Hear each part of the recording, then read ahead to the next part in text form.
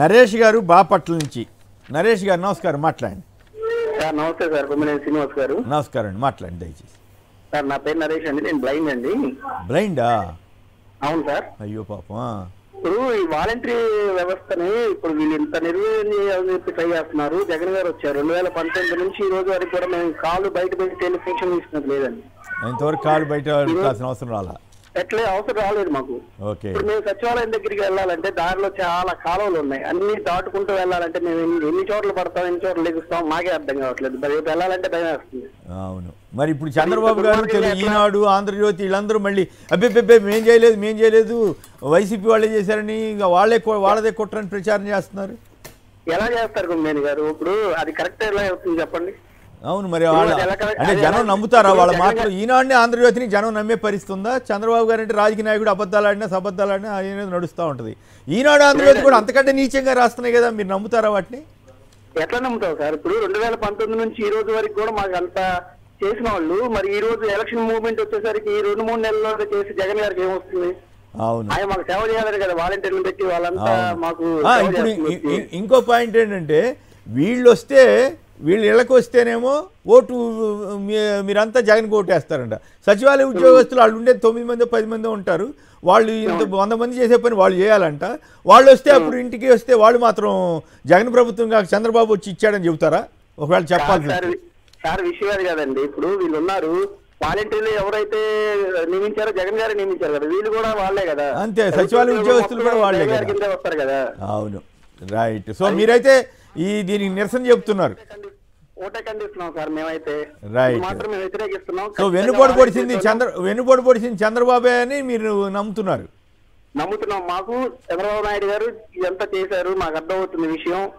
ఈ రోజు మాకు వాలంటీర్తో ఇప్పిస్తేనే ముసలి వాళ్ళకి కానీ మాకు వికలాంగులకు కానీ మేము ఎంత చేయగలుగుతాం సార్. మాకు వెళ్ళి రేపు పొద్దున సచివాలయం దగ్గరికి వెళ్ళాలంటే ఇప్పుడు 4-3 రోడ్లు దాటుకుంటూ వెళ్ళి అక్కడికి వెళ్ళాలి మేము. అవును, రైట్ అండి, ధన్యవాదాలు. మరి ఏం చేస్తాం, మరి వాళ్ళు నిమ్మగడ్డ రమేష్ కుమార్కి ఉత్తరం రాయండి. ఇంత మానవత్వం లేకుండా ఇంత దారుణంగా ఎట్లా చేసావయ్యా, బీజేపీ వాళ్ళను ఇన్ఫ్లుయెన్స్ చేశాడు అంటున్నారు. ఇన్ఫ్లుయెన్స్ చేసి అక్కడ ఎలక్షన్ కమిషన్ మీద ప్రభావితం చేశారనేది ఆరోపణ వస్తూ ఉంది.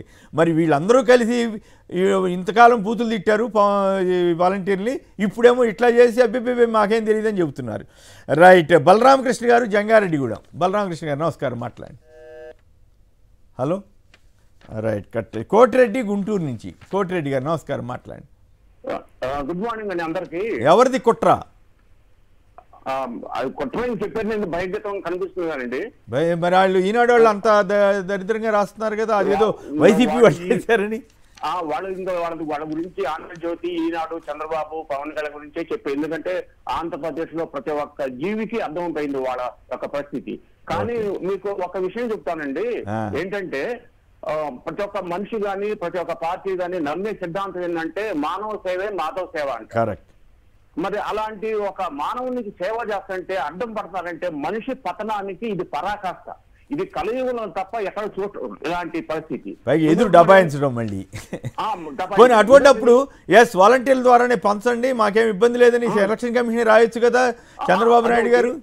అదొకటండి, మనం ఇక్కడ మెయిన్ గా తప్పు పట్టాల్సిన ఎలక్షన్ కమిషన్ కూడా తప్పు పట్టాలండి. ఎందుకంటే ఇది ఒక సోషల్ సెక్యూరిటీ ప్రోగ్రామ్ అండి. ఇది సోషల్ సెక్యూరిటీ ప్రోగ్రామ్ ఎప్పటి నుంచో నడుస్తున్నది కదా, ongoing programme. Social security especially ఏంటంటే వాళ్ళు గవర్నమెంట్ అడగాలి కదా అసలు, అయ్యా మీ వాదన ఏమిటి, మీరు ఇట్లా వీళ్ళు కంప్లైంట్ చేస్తున్నారని అడగకుండానే వాళ్ళు ఇష్టారాజ్యం ఆదేశాలు ఇచ్చేస్తున్నారు. ఏందో ఎంత బీజేపీతో కలిస్తే మాత్రం ఈ రకమైన దిక్కుమాలిన ఉత్తర్వులు ఇచ్చేస్తారు. చెప్పండి, ఇప్పుడు బీజేపీ వాళ్ళకి సిద్ధాంతం ఉండాలి ఇది, ఎందుకంటే వాళ్ళు నమ్మాలి కదా ఈ సిద్ధాంతాన్ని కూడా. రైట్. ఓకే. మానవ సేవ అని అదొకటి. ఎంప్లాయీస్ ఉన్నారు కదండి, ఆ ఎంప్లాయీస్ కూడా ఇప్పుడు ఎలక్షన్ డ్యూటీలో ఉంటారు, సెక్రటరియట్ ఎంప్లాయీస్ కూడా. అవును, మరి అటువంటిప్పుడు ఎట్లా వేస్తారు? వాళ్ళకి బడ్జెట్ పడుతుంది కదా, వాళ్ళకి ఎట్లా. టీచర్లకి ఏదైనా బాధ్యత అప్పు చెబితే ఇదే ఈనాడు ఆంధ్రజ్యోతి అమ్మమ్మమ్మో టీచర్లకు ఆ బాధ్యత ఇస్తారా ఈ బాధ్యత ఇస్తారా అని రాశారు. ఇప్పుడేమో సచివాలయ ఉద్యోగస్తులకి ఇవ్వచ్చు కదా అని రాస్తున్నారు. అంటే వాళ్ళ యొక్క కుహానా పద్ధతులు జనమంతా తెలుసుకోవాల్సిన అవసరం అయితే ఉంది. వాళ్ళ డబుల్ స్టాండర్డ్స్, వాళ్ళ పచ్చి అబద్ధాలు.